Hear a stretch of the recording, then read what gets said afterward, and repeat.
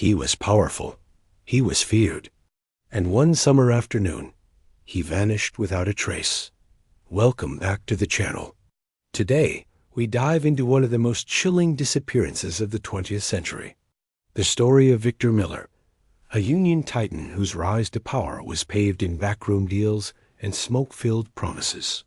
His fall, shrouded in silence, betrayal, and whispers of a mob execution. Don't forget to like, comment, and subscribe for more gripping unsolved stories. Victor Miller was born in 1914 in the steel heart of Chicago. A product of the Great Depression, he grew up with a chip on his shoulder and a hunger for control. He joined the Ironworkers Brotherhood at 19, and within 2 decades, climbed its ranks with the determination of a man who had nothing to lose.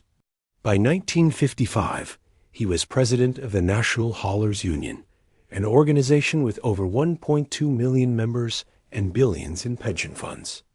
Behind closed doors, Miller forged partnerships with men who operated outside the law. Notably, Vincent Little Vinnie Marasco, a caporegime in the Giordano crime family, was often seen leaving Miller's private club in Chicago's West Side. The Union became a playground for organized crime.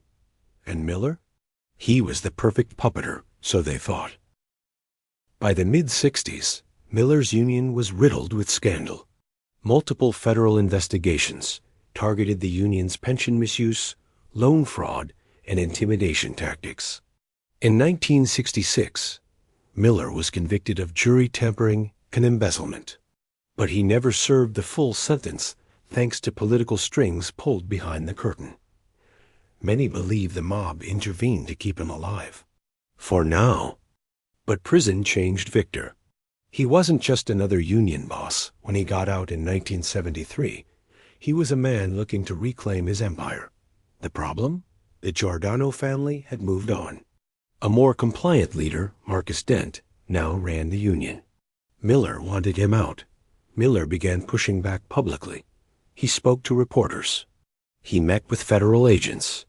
He was threatening to expose the very men who once protected him.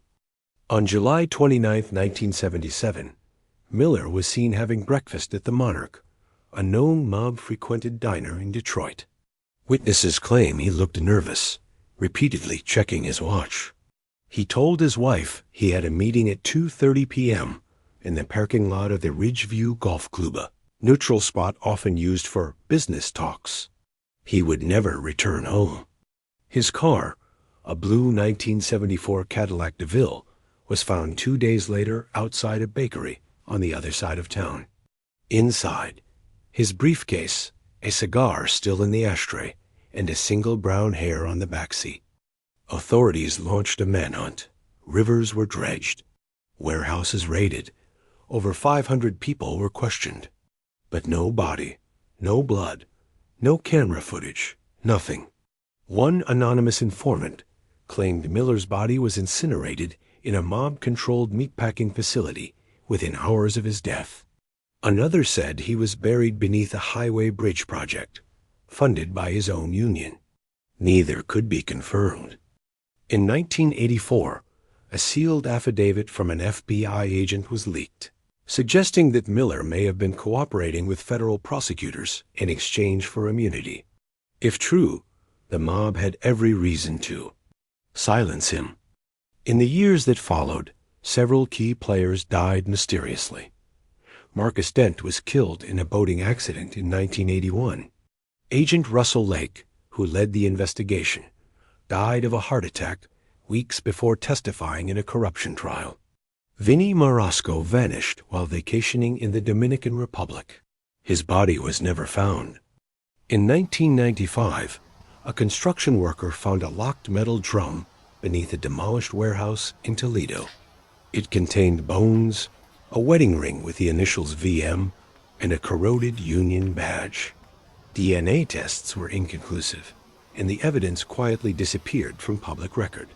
Conspiracy? Cover-up? Or coincidence? Theories continue to swirl. Theory 1.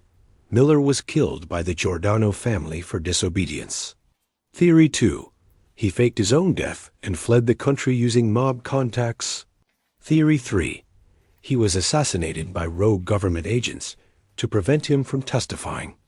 Documentaries, podcasts, and books have all tried to solve the case. But 50 years later, the truth remains buried, perhaps literally. The story of Victor Miller is more than a cold case. It's a mirror of America's dark underworld, where labor, politics, and crime danced in shadow. If you found this story as chilling as we did, leave a comment with your theory. What really happened to Victor Miller? Smash that like button.